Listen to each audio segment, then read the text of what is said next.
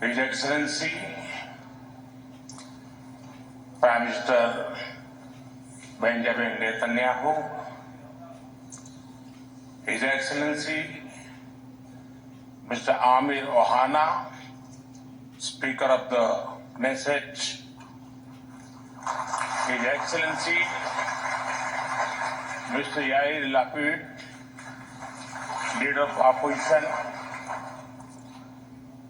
Honorable members of the Knesset, my dear sisters and brothers, Shalom.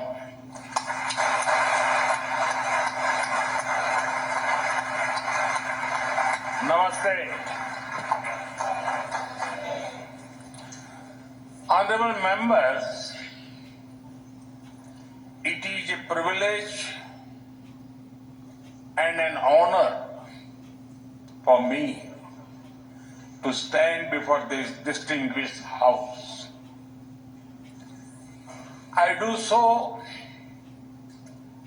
as the Prime Minister of India and also as a representative of one ancient civilization addressing another. I bring with me the greetings of 1.4 billion Indians and a message of friendship, respect, and partnership. I thank you, Mr. Speaker, for your kind invitation and for your wonderful gesture of lighting up the Knesset in Indian colors. Your visit to India 3 years ago was the first by a Speaker of the Knesset, and thanks to you, I am the first Prime Minister of India to address this august gathering.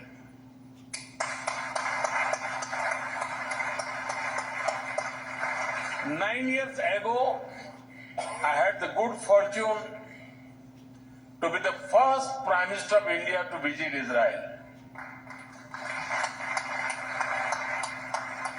And I'm very happy to be here again, returning to a land to which I have always felt drawn. After all, I was born on the same day that India formally recognized Israel, September 17, 1950.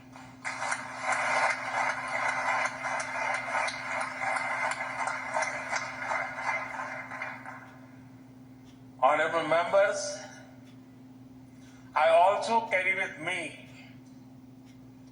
the deepest condolences of the people of India for every life lost and for every family whose world was shattered in the barbaric terrorist attack by Hamas on October 7. We feel your pain. We share your grief. India stands with Israel firmly, with full conviction in this moment and beyond.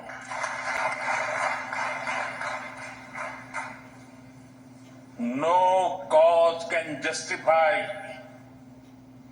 the murder of civilians. Nothing can justify terrorism. India has also endured the pain of terrorism for a long time. We remember the 26/11 Mumbai attacks and the innocent lives lost, including Israeli citizens. Like you, we have consistent and uncompromising policy of zero tolerance for terrorism with no double standards. Terrorism aims to destabilize societies, to block development, and to erode trust. Countering terrorism requires sustained and coordinated global action because terror anywhere threatens peace everywhere. That is why India supports all efforts that contribute to durable peace and regional stability. Some years ago, when you concluded the Abraham Accords, we applauded your courage and vision.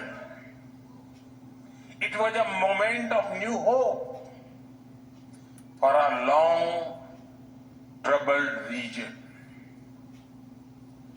Since then, the situation has changed significantly. The path is even more challenging. Yet, it is important to sustain that hope. The Gaza Peace Initiative that was endorsed by the UN Security Council offers a pathway. India has expressed its firm support for the initiative. We believe that it holds the promise of a just and durable peace for all the people of the region, including by addressing the Palestine issue. Let all our efforts be guided by wisdom, courage, and humanity. The road to peace is not always easy, but India joins you and the world for dialogue, peace, and stability in this region. Honorable members, in India, there is a great admiration for Israel's resolve, courage, and achievements. Long before we related to each other as modern states, we were linked by ties that go back more than 2,000 years. The book of Esther refers to India as Hodu. The Talmud records trade with India in ancient times. Jewish merchants traveled across sea routes that connected the Mediterranean with the Indian Ocean. They came seeking opportunity and dignity. And in India, they became one of us. Jewish communities have lived in India without fear of persecution or discrimination. They have preserved their faith and participated fully in society. Their record is a source of pride for us.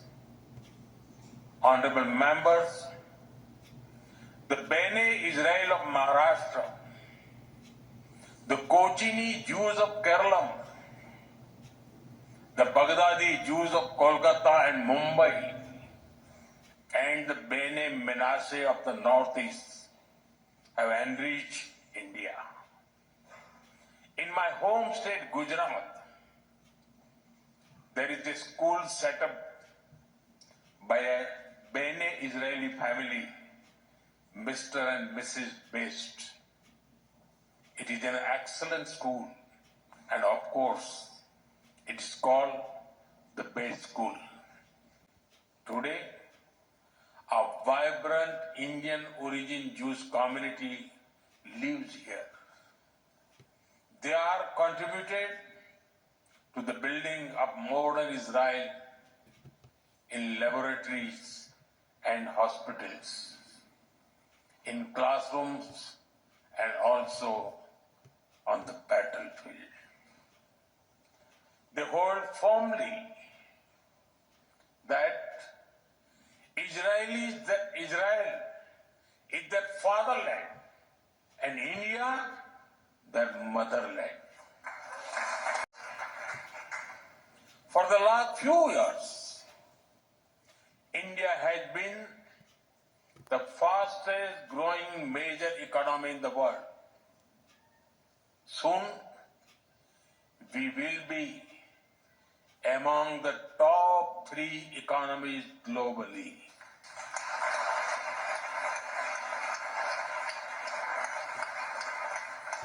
At the same time, Israel is a powerhouse of innovation and technological leadership. This creates a natural foundation for our forward-looking partnership.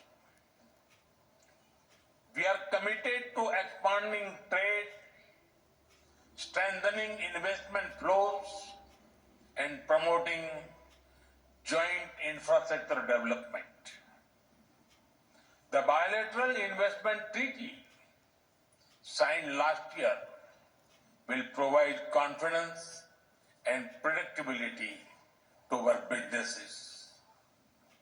In the last few years, India has concluded a number of important trade agreements with other nations. To your west, the European Union and the UK. To your east, the UAE and Oman. Our bilateral goods trade has grown significantly in recent years, but it does not reflect the full scope of opportunity.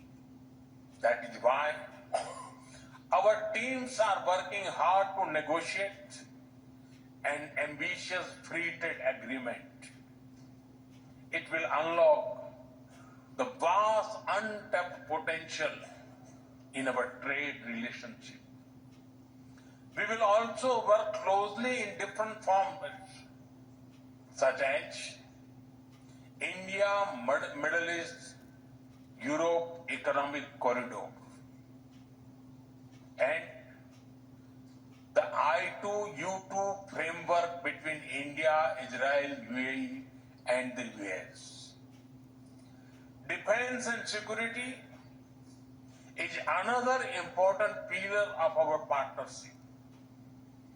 In November last year, we signed an MOU on defense cooperation.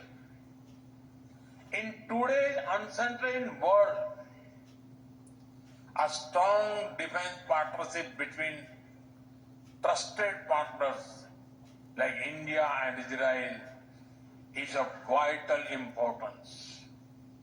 Honorable members, Israel is often called the startup nation. In recent years, we have also been working to unlock the innovation and creativity of our youth. I recall that in 2018, Prime Minister Netanyahu and I inaugurated the I Create Technology Business Incubator in India. Since then, it has supported nearly 900 such startups. Last week, we hosted the world's largest and the most democratized AI Impact Summit with representatives from over 100 countries. Our aspirational spirit aligns naturally with Israel's innovation ecosystem. I see a lot of synergies in areas such as quantum technologies, semiconductors, and artificial intelligence. We are also working with Israel on creating cross-border financial linkages using our digital public infrastructure. Honorable members, I mentioned how inspiring we found Israel's agricultural miracle in desert. Israeli expertise in precision irrigation and water management has already transformed agricultural practices in India. Together, we have established 43 centers of excellence across India that have provided training to more than 500,000 farmers. We should now set an ambitious goal to expanding to 100 centers to benefit millions of farmers and fishermen. Honorable members, at the heart of the India-Israel partnership are the ties between our peoples. When I first visited Israel in 2006, there were a handful of yoga centers in Israel. Today, yoga seems to be practiced in almost every neighborhood. I am told that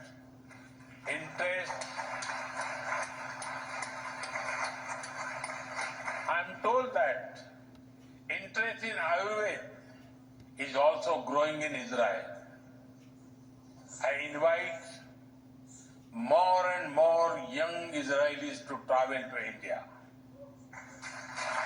They will witness the dynamism of our society and experience what holistic wellness can do for the body and the mind. I'm happy to inform this August House that the Indian Parliament has set up a parliamentary friendship group for Israel. I invite you all to visit India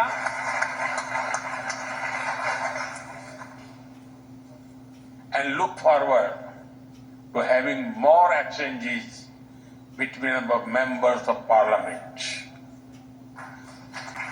I am aware that Indian caregivers and skilled workers in Israel contribute immensely to families and communities.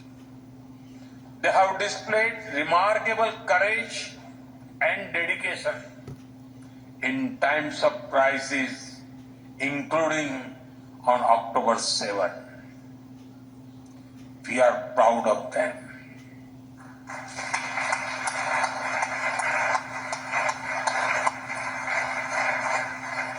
As the Jewish teachings reminds us, whoever saves one life saves the entire world.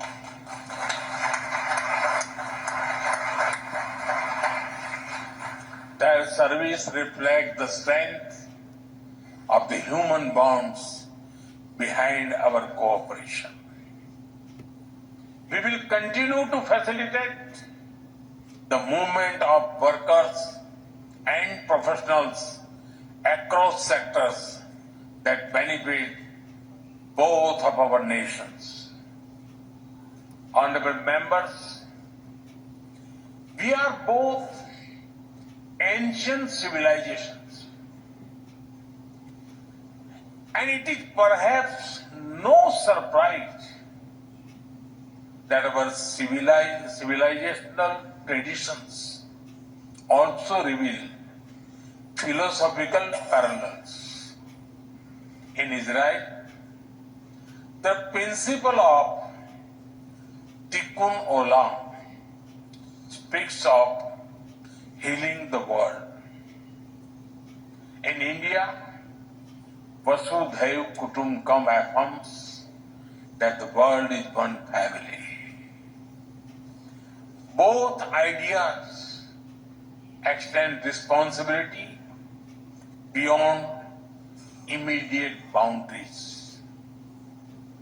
They ask societies to act with compassion and moral courage. Judaism emphasizes halakha, guiding everyday conduct through law and practice. Hindu philosophy speaks of dharma, the moral order that shapes duty and right action. In both traditions, ethical life is lived through action and faith is expressed through conduct. There is an enduring similarity in our festivals as well. You celebrate Hanukkah with the warm glow of candles. Around the same time, we celebrate Diwali, the festival of lights, with the gentle radiance of lamps. Soon, India will celebrate the festival of Holi, filled with happiness and color. And around the same time, Israel will also celebrate Purim with enthusiasm and joy.